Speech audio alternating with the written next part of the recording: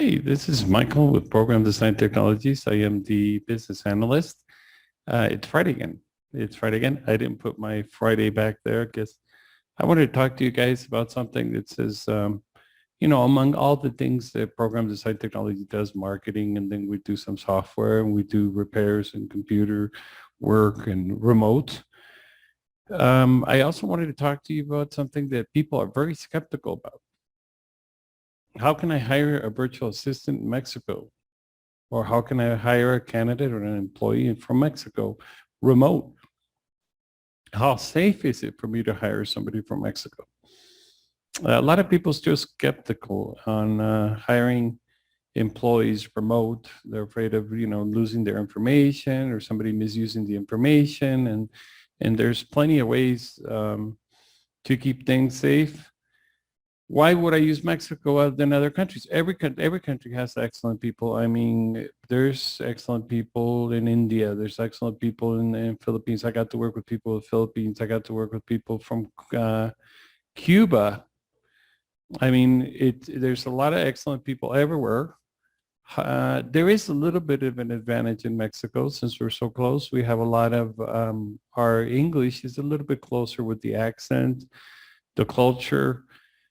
They're a little bit more familiar with the culture because, all our Baja California is basically California. I mean, a lot of them live like or have the same culture, the same ideas. So we have a little bit of an advantage to them, but there's intelligent, excellent people everywhere as far as for virtual work. But a lot of people are concerned about security. And how do I know that person's, not a person that I would want to hire? How do I know if that person, I mean, not necessarily because they've been convicted of some kind of felony or anything, but because, some companies do hire even though they've been convicted, but they're, how do I know he's not still doing what he was doing before? There's a lot of ways that you can actually find. We're so close. Our systems are so much alike. In a lot of ways, you could find out anything about anybody, that you're going to hire in Mexico. And let's kind of go about it in order. What would be the first thing? I'm looking to hire a candidate in Mexico, but what's the first thing I want to do? Well, you're going to ask for your application. You're going to ask, see his job references and see what it is. There's a sheet in Mexico from Social Security that you can request from the candidate. What that sheet does, if he's ever worked on any kind of payroll, it's going to show when he started, when he ended. So that's a way to find out about, how long he worked, with anybody, or if the times, without having to go directly to the employers that he listed. That's how you can actually find out. It's a free. Any candidate can request this sheet from the Social Security Department, and they print it straight out of the internet. They don't have to go nowhere, and it will show a list of the previous employments that he's had that they've been paying payroll, unless he's working, he has his own business, or he's working what we call informal cash, same as cash, So that's one way you can actually confirm the work history. The second way, there is a letter in Mexico, much like the background check in the States. It's about an 80% accurate, but it gives you an idea. It's called antecedentes penales, which is previous behaviors. This is requested in the federal level, and what it does is this letter checks all over the nation to see if he's got any convictions, if he's ever been in jail, if he's ever gotten in trouble for, any kind of illegal activity. This letter, 80% of the time, if they've been in any serious problem in Mexico, they will have a history there. Again, I'm not saying this because, you're not going to hire him because he did something 20 years ago, but it tells you that, if a person actually gets on that list and gets on, and it's because he had a serious problem at one time, and well, he's to ask him, inquire what had happened. Obviously, you're going to ask him, If he's been convicted in the States. Why? Because, well, you could actually pull that. That's public record. You could actually get his name. A lot of the people that, I'd say maybe 60% of the people that you're going to get from Mexico that speak, good enough English to work in a call center, they've lived in the States at one time, and there'll be some kind of history on it. So you want to ask him if he's ever been convicted, and that's public record. It doesn't cost you anything else. What would this do? Well, now you know at least this person, what his past been like. You have a little bit more security. Remember, Social Security record in Mexico, that's going to give you all the employment he's ever worked, that he's been on payroll. Every time he's been written up to Social Security, it will give you days he started, days he's ended. Antecedentes penales, that's going to give you all the criminal history. If he's had any heavy criminal history, it will give you if he's ever been convicted, federal level, nationwide. It only costs like 120 pesos, which is like about maybe $60 and 60 pesos, I'm sorry. So you're not putting a big ordeal. And it's about 80% accurate. So if he does have something, it'll come up there, and then you can ask him, what had happened. Again, it might not be the consideration for you to hire him, but at least you'll know what happened. The next thing that you want to do is, most of the people speak English have relatives that live in the States, or they have family, friends, or somebody in the States. Get a letter of recommendation from both of them with an address and a phone number. And how's that going to help me? Because it's going to tell you, what kind of relationships this person has. If he has a relationship with people that are, a decent home, people that are working people, this will give you a little more of an idea what type of person you have. The next thing you want to do, now you have his background check in Mexico, you have his background, you already checked public records in the States, if he's ever lived there. You already have 2 references. You have his work history, which is free. Like I tell you again, you can print it out. The employee can print it out at any time. The next thing you want to do is, there's companies, which if you're welcome to call me, I can give you a couple numbers. There's companies that do what's called the social study. And what's a social study? They would actually go in each state. This is in each state. They will go to the home of the person. They'll take a picture of the home. They'll ask them questions. They'll meet the family. They'll see the paperwork, make sure that it's legit. They'll get to know his surrounding, and then they'll write in a survey and get you back what this person lives like, and what kind of a social level he's in, and if he really is who he says he is. So now you have background checks, work history from the government direct. You have 2 letters from the States where you can get a hold of them, and you have a social study to know that this person, he lives normal. Doesn't matter if I'm not trying to say you're going to find out if he's poor. Obviously, he needs a job. He needs money, but what you're going to find out is how he lives. If he or she is has a stable home enough to where they can hold a job, and then these are all, again, they're not your main decision of why you're not going to hire him. They're just to give you the look around. Since you're not here in Mexico, this gives you the idea of what this person's like. The next thing you want to ask them for is a blood test. There's a lot of well-known laboratories that are, international laboratories in Mexico, which you can make a deal with, or you could directly send them and he can give you the results of it. If not, you can call the laboratories direct, and they'll go do a blood test to see if he's got any kind of narcotics on him, anything that you could definitely do a blood test and have him send you the copy of the blood test. So now you have this guy that you saw his work history from the government on a Social Security scan, and you see this guy has worked already, what he said he's worked. You have a background check in Mexico that 80% of the time it's right, telling you that he's never been convicted, or that he has, but he has an explanation, or it was a long time ago. And then you have his, if he speaks English and he's lived in the States, you already check public record to make sure he doesn't have any kind of history in the States. Somebody already went to their home, took pictures, talked to the family, got to see that, they're a normal, hardworking person. And from there, you got the laboratory test that's telling you, from a reputable laboratory place. And again, you can send me in the notes. I can give you some places that are international, that they aren't going to fool around.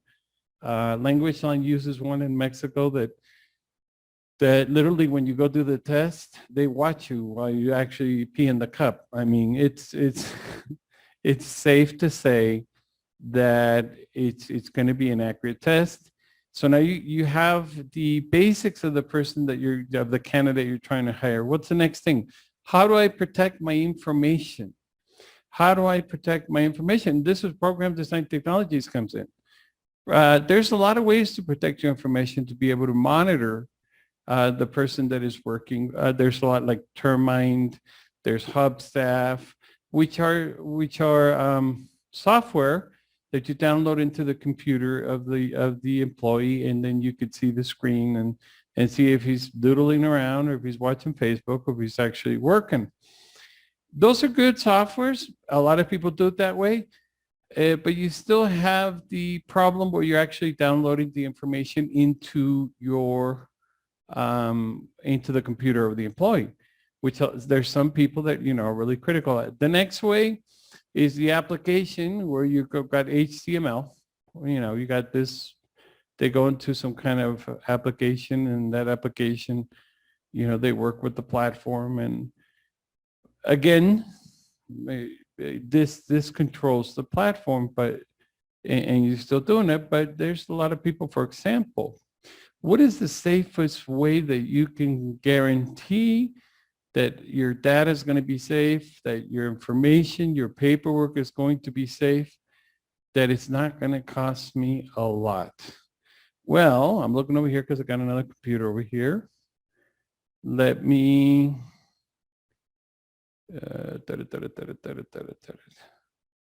share screens over here. Here we go. Okay. This is what you call a virtual machine. What's a virtual machine? A virtual machine is actually a computer, except that it's virtual, meaning that this computer you're looking at, it's a Linux system. This computer you're looking at has the same capabilities of a Windows computer. Now, but what's the difference?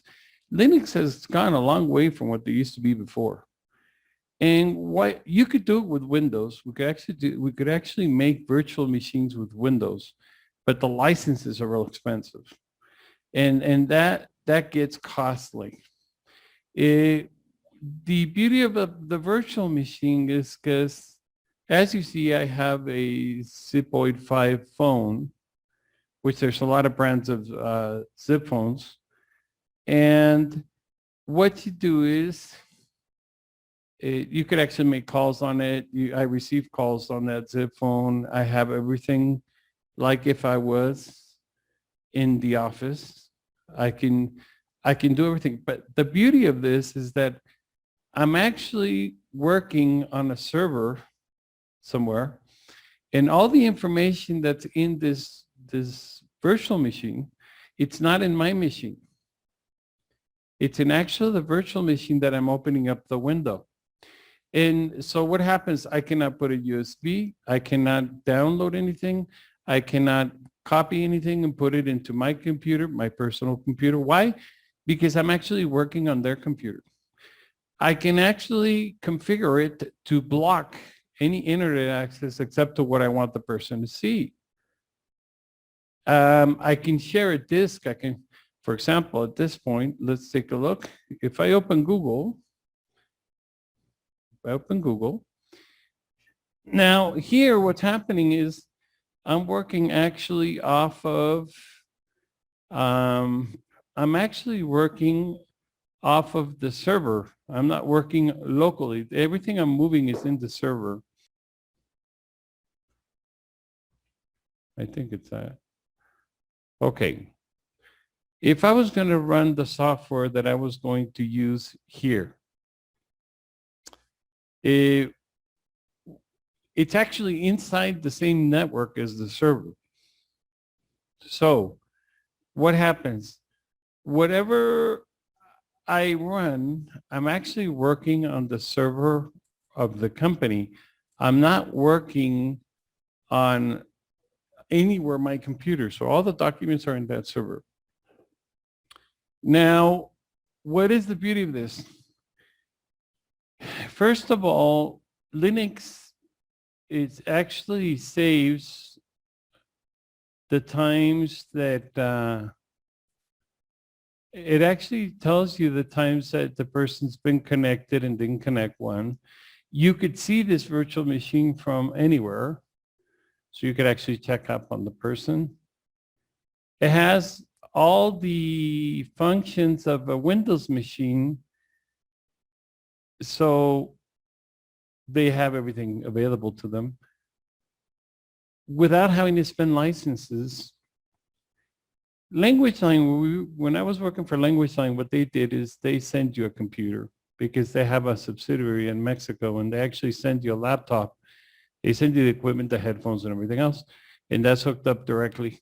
Think about how expensive that is. Here, as long as the candidate, which most candidates that speak English and they work for American companies, they have computers. The biggest problem is the security problem. So we can annihilate that with a virtual machine and with this type of software. Now, what happens is, what about the speed? What about the speed? The bandwidth that you need is really not that much. They're not going to be watching videos on YouTube, right? They're going to be doing their work. So you could actually program it so that, you know, the amount of bandwidth is going to get, you can program it to what they open, what they don't open, just like if you were going to send them a computer without the cost. What I say without the cost, program design technologies can do the whole setup. We can actually, so we actually have servers to be able to do the whole setup. You'd be looking at about $35 a month per candidate. That's with Linux. Now, the thing is that we could also build, or we could also do an HTML type of software, or if you have it already, the server is actually a Windows-based server. So we can actually run the server. We can even do a Visual Basic, for that matter. We could even do an Access, MS Access. But we can actually build the program, or if you have the program, install it in the server, and they can open it intranet. That awesome? What would happen then? Well, that happens that they're still working on your application, but they're not working on their computer. You could actually physically, first of all, you could see everything. Second of all, it's going through your server. We're in the, you know, actually our servers. So it's not like they're going to go into, it's not the same. First of all, again, what's it cost for you to send the computer to the employee? It costs a lot more than $35 a month, plus the maintenance, plus that they do return it, you know, that they do return the computer, you know, running that risk. The bandwidth is minimal. I mean, you can do this with minimal bandwidth. Obviously, this is a computer that's just going to be used for them to enter and use whatever program you guys want to use, right? It's not going to be major capacity. We could definitely build a, you know, do a virtual machine with 12 RAM or 15 RAM, and but really on a call center, that's not what you want to do. On a type of remote virtual, they just need enough so they can get into their programs, and they could also, you're looking at, they could also, they have Word, they have PowerPoint. I mean, they have it. It's darn close. I don't think they're gonna. They have their emails. They have everything that they need to do. So first, you do the back. Kind of recapping on it. Let's see. First, what you're gonna do? You're gonna get his. You're gonna take his application. You're going to ask him to give you his Social Security worksheet, which you can print out for free at a Social Security in Mexico.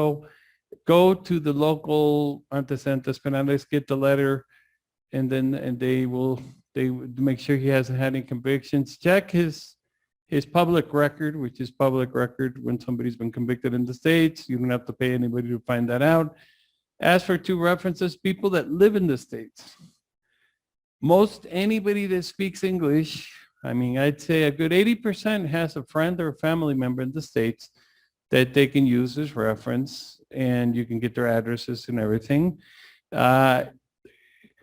You need people to do the case study. There is companies who they're sort of like investigators in each state that you can contract.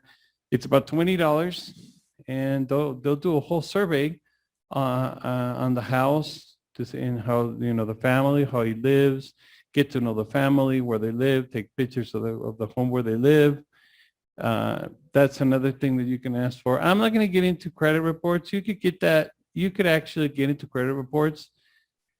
Ask them for the blood test. I can give you names of international. Laboratories that are well known, that are not going to sit there and lie and say they're not. And then with a virtual machine, think about it, $35 per candidate, but you have 100% security that all your information stays in one place and that everything is working at one place. Now, I say you can use internet. Why do banks you do it this way? Banks work under VPN and they work under virtual machines because they have a really secure network. And a VPN normally works, which is just like a VPN. It's a tunnel, and in that tunnel goes all the information. So it's not exposed for hackers. It's actually in a tunnel. And if anybody tries to break that tunnel, it will disconnect before anybody can actually try to steal some information from it. Under a virtual machine, it's more than likely what's going to happen. What can happen is that the actual employee was the one that took the information, which you're not going to let USB machines or USBs enter. Or it's either that, or it's either the actual company made a mistake somewhere else, and that's where the information got out. But when you have a VPN and a virtual machine, they're working off of that. So we charge $35 per equipment. Normally they're about $200, $139, I think, Oceanic for instance. Obviously, they don't even give you an operating system. None of these places that does the virtual machines or that give you an operating system, and you have to buy the license. So with us, the operating system will be installed. We will go ahead, and I don't know if you want us to build some kind of, intranet that you could be working off of. You can use VIOP accounts, VIO phones. They're cheap. I mean, and they're clear. There's no problem with sound. Actually, with virtual machines, it's a little bit nicer because it depends on the sound and the speed of the server, because it's working off the server.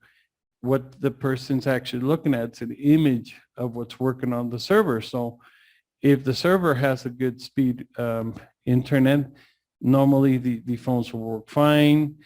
So you have all the capabilities, and you're not exposing your information to anybody. It's in. You're not going to let them be able to put in USBs. You're not going to let them be able to go into websites that they're not supposed to go into.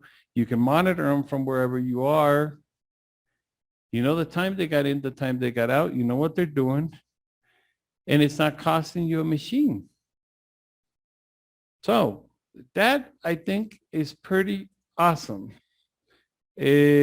what are the benefits of you hiring somebody from Mexico? Okay. I'm looking here at my list because I have it written down on a list. Well, hiring somebody, there's a lot of benefits for you to hire somebody from Mexico. First of all, the salary is going to be half of what you have to pay over there. There's a lot of people in a lot of companies like LanguageLine that I'm real surprised and disappointed, very disappointed being an American company, having the way Americans are, you know, thinking of John F. Kennedy, thinking of Reagan, thinking of Trump, thinking of Biden, thinking of all this moral value. And they hire these companies in Mexico that exploit people.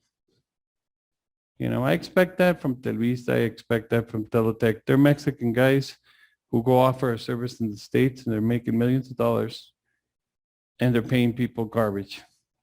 I can expect that from a Mexican person, but I cannot expect it from an American. I do not forgive an American company that hides under the Mexican bridge to do the same dirty deeds of a Mexican company and just, I don't see anything. You know, if you're going to pay, if the job is worth $13 in the States, pay $7, the guy will be loyal for you for years. If it's 15, pay 8. If it's a job that pays 16, pay 9. If it's a job, don't try to get the cheapest deal because that's the quality of person you're going to get. And so a lot of people say, well, the economy is cheaper in Mexico. Not much. Not much. Our gasoline is more expensive than yours. Our milk is more expensive than yours. Our highways are more expensive than yours.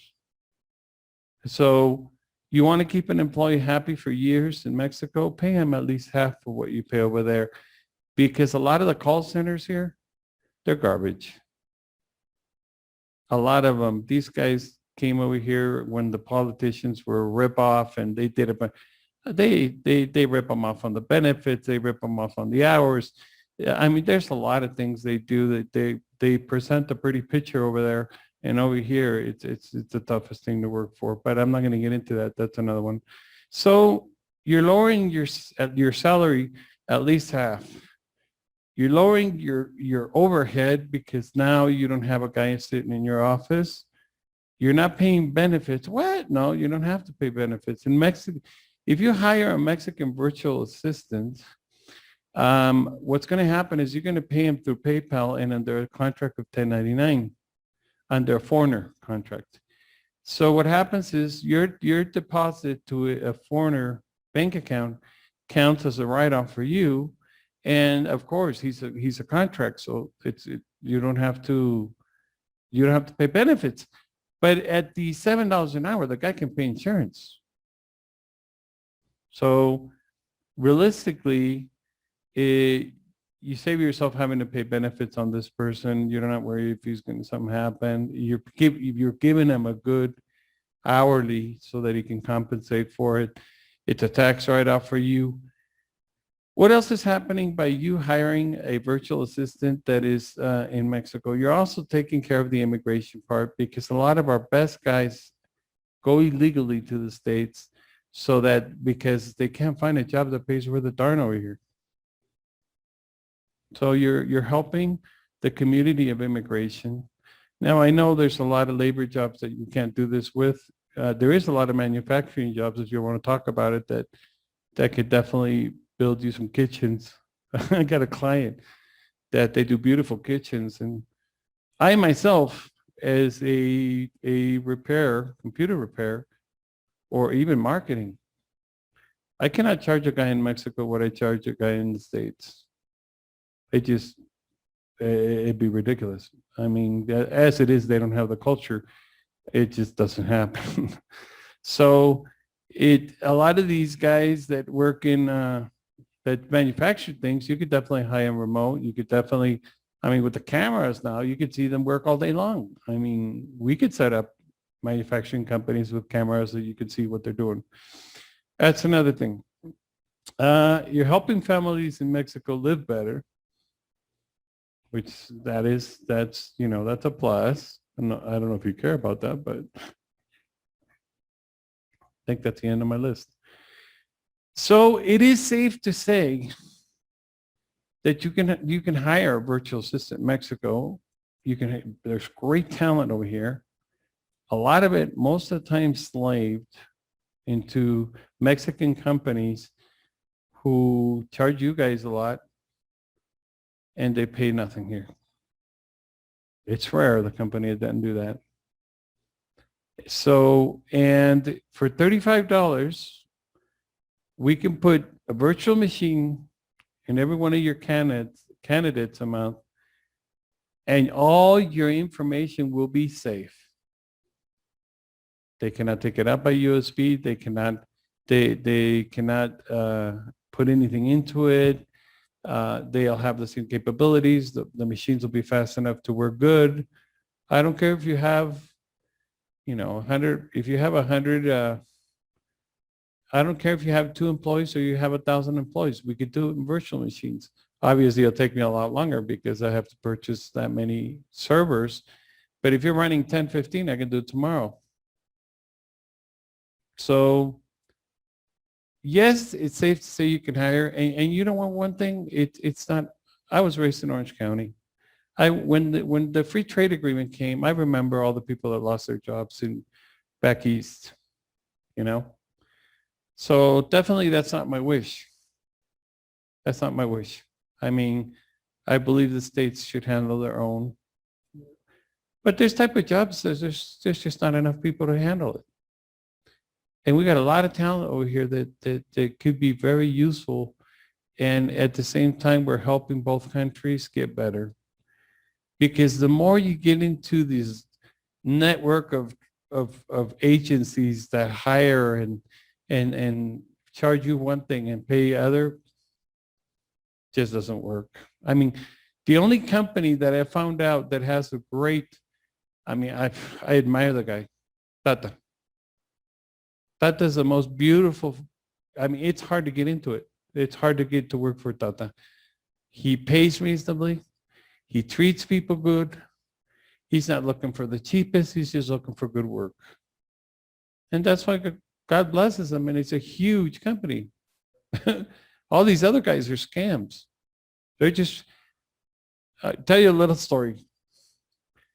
I was working in a call center. I'm not going to mention the name. I'm going for training. And in the training, the guys would be so freaking drugged that even the trainer would be scared of them.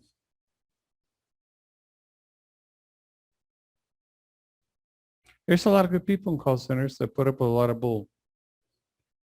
But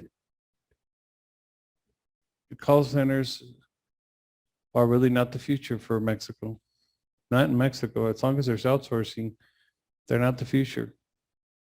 The future is that you guys start hiring people, getting to know them, and take out the middleman. Take out the middleman because they're just hurting their own. They're just hurting their own. It's not, for example, Tata is in India. I believe he's from India. His management's mostly Indian. And they're not used to that. That's not their culture. They treat people nice. It's a shame that some of the businesses in Mexico, the same Mexican management, take this real bad attitude just because they're in management. And that's, I also, I don't want to get into it too much. But it's really disappointing when American companies play that game. It really I was raised in Orange County, and I had a lot of esteem for Orange, for the states. A lot of esteem. My father's from San Diego, and let me tell you something. Americans, for me, My kids are American. But when these companies pull this, and I'm talking Mexico, I'd hate to see what they're doing in Japan and Philippines. Heard some nightmares with some of my coworkers. Come on. Don't make these outsourcing agencies like LanguageLine, who has an awesome logistics of how to do the job. Don't turn your eyes. Don't turn your eyes and like you don't see anything. Don't do it. You're American. You should have a better morale than that. Study Tata. Get to see their life. India puts an example of what they do. I also worked for another company that a long time ago, I worked for Cover King in Tijuana and also had an all Indian management. There was no Hispanic management but me. It's just the sweetest freaking people. They treated their employees like family and they paid good. That's a shame. I can expect it from Mexico because corruption been in Mexico for many years. This attitude has been here for many years, but you, American company that come and allow the outsourcing companies to abuse of their own people, that's disappointing. And I hope this video gets seen by LanguageLine at one time. You can put it purple, beautiful. It's funny because there's another one that, just like the foundations, they go to promote over there that they put these nice cafes and that the beautiful buildings and that they have all these kind of benefits. People don't need beautiful cafes. They don't need all this other garbage of the doggy day. They need money to live. But you do this so that in America, they think you're helping out a bunch and look at all the cultures. They don't need that. They need money to work. They need money to eat. They need money to pay their bills. Not for you to put things beautiful so in the States they think you're helping out a lot of people. I really feel bad for the Philippines, for Japan, because I see it, you do it to your neighbor. Anyway, got to talk too much. If you want to hire a virtual person, in Mexico, there's a lot of talent. Go direct. Don't use these agencies. If you need help trying to locate where to get the information so you can verify this, or who are the companies that will go out and do the social studies, I could definitely refer some to you. And you give them a decent salary. And you're going to have them forever.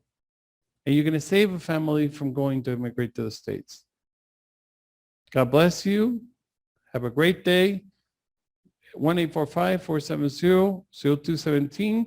Whole purpose of the video, $35 each virtual machine and as many as you want. Save yourself from sending equipment and be safe on all the material that you're going to use. Michael Hodges, 1-845-470-0217. Have an awesome day. Thank you.